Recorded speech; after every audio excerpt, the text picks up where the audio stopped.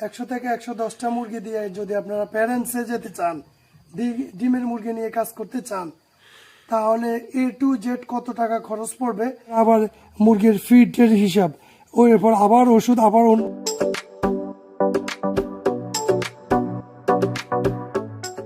প্রিয় mister Zahid BD পরিবারের বন্ধুগণ, আসসালামু আলাইকুম ওয়া রাহমাতুল্লাহ।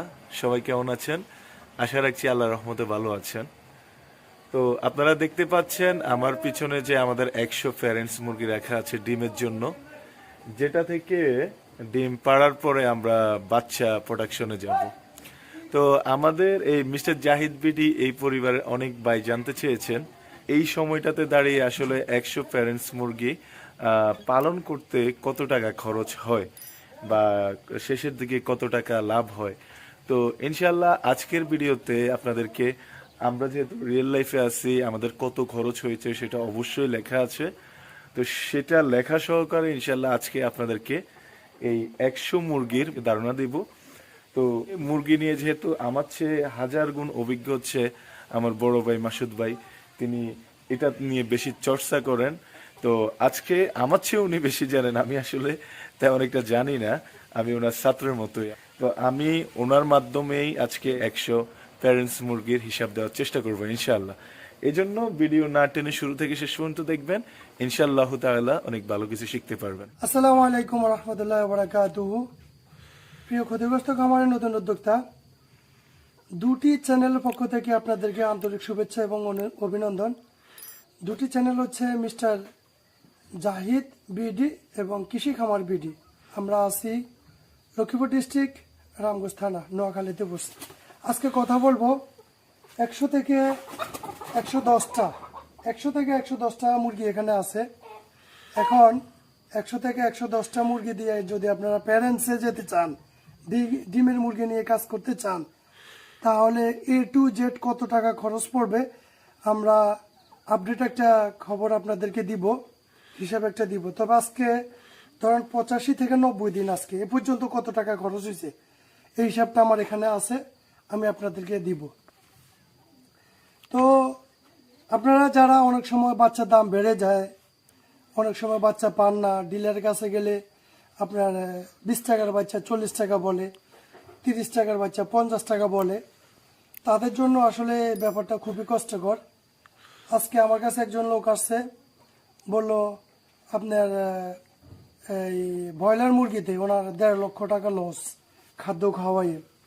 তো এখন আপনারা যদি এই ডিমের মুরগি নিয়ে কাজ করতে চান, অল্প করে করেন, 20টা 50টা 100টা, খরচ কত আসবে এখন আপনাদেরকে বলে দিচ্ছি, এবং ডিম পর্যন্ত কত টাকা খরচ হবে অগ্রিম একটা হিসাব আপনাদেরকে আমি আজকের এই ভিডিওতে দিব। তো এখন আমার এই মুরগি যেদিন আমি রাখলাম, ধরুন যখন 62 দিন বয়স ছিল, তখন আমার খামারে সব মুরগি সেল হয়ে গেছে। তখন আমি এই মুরগিগুলো যখন রাখছি, 110টা মুরগির ওয়েট ছিল প্রায় 100 কেজি। মাংসর রেট হিসাব যদি আমরা করি, তখন এই মুরগিগুলোর রেট হয়ে যায়, যে রেটে আমি বিক্রি করছি একবারে পাইকারি রেট, তখন আমি এদেরকে হিসাবটা ধরে নিয়েছিলাম 25,000 টাকা। 25,000 টাকা 110টা মুরগির যে খরচ, যখন আমি এগুলো আলাদা করে রাখছি তখন থেকে আমি 25,000 টাকা এদের হিসাবটা ধরলাম।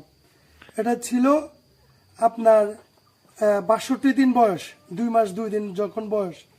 এখন আজকে এদের বয়স হয়েছে, আজকে যদি 8 দিন হয় তাহলে এদের বয়স ধরে নেন আজকে 83 থেকে 85 দিন এরকম হবে।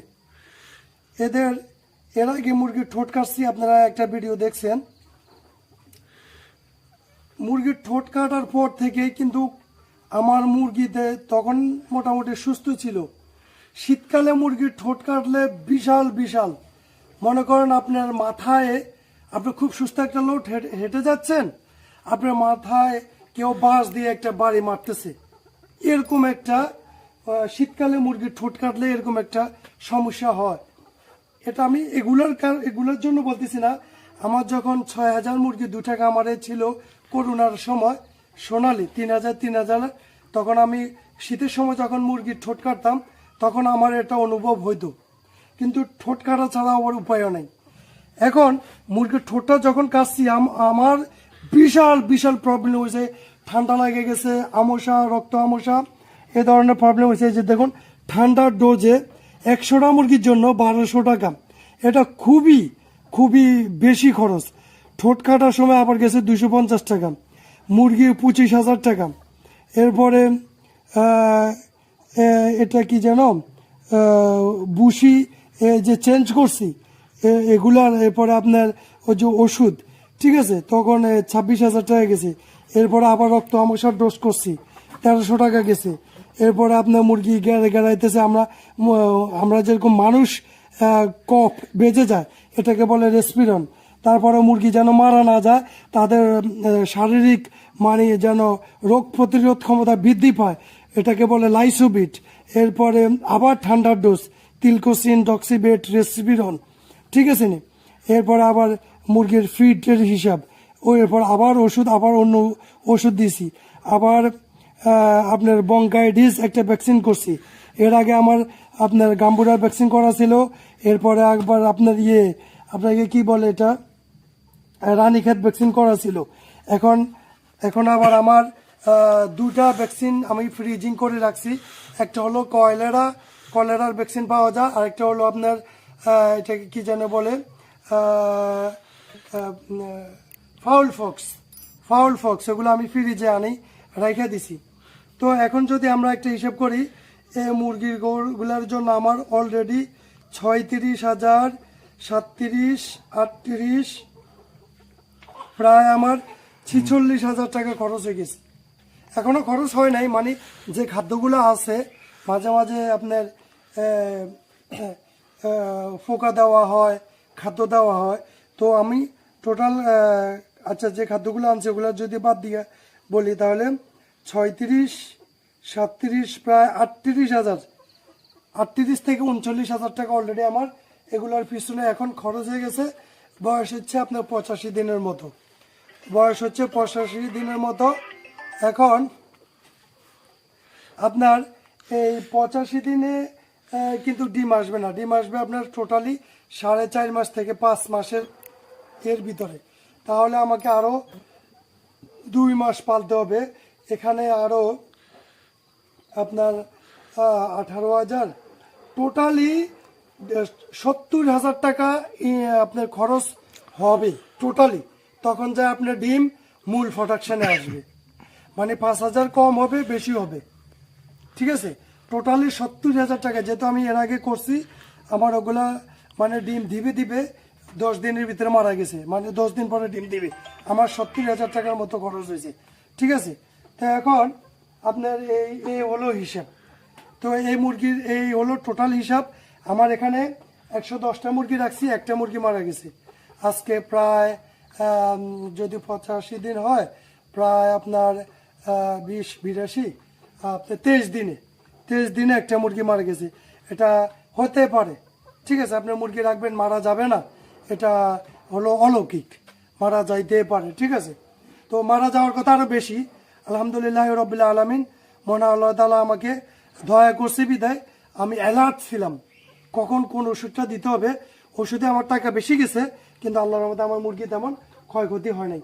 এখনো যদি আমি মুরগিগুলো বিক্রি করি আমার প্রফিট হবে, লস হবে না, কেননা মুরগি আমার মর্টালিটি হয় নাই। যেখানে আপনার রোগ ব্যাধি বেশি হয়েছে, আপনি দেখা গেছে যদি 10টা মুরগি মর্টালিটি হইতো, 10টা মুরগির দাম বর্তমান বাজার অনুযায়ী 2,500-3,000 টাকা, ঠিক আছে। তাহলে আমার মর্টালিটি হয় নাই, মানে মারা যায় নাই, ঠিক আছে। তো যদি মর্টালিটি হতো তাহলে আমার ক্ষতি হতো। এখন আমি যখন এই রাতাগুলা মোরগ এগুলো রাখছি, তখন এগুলো ওয়েট ছিল আপনার 1200 গ্রাম, 1100 গ্রাম। এগুলোর এখন ওয়েট হচ্ছে 1800 গ্রাম, যেগুলো মোরগ। আর আমি যেগুলো মুরগি রাখছি এগুলোর ওয়েট অ্যাভারেজ ওয়েট ছিল 900 গ্রাম, যেদিন আমি ঠোঁট কাটতেছিলাম, ছেঁকা দিচ্ছিলাম। এখন এগুলোর অ্যাভারেজ ওয়েট হচ্ছে আপনার 1200 গ্রাম। আমার লস হয় নাই, লস হবে না, ঠিক আছে। আজকে পর্যন্ত, আল্লাহ হাফেজ, সালাম আলাইকুম।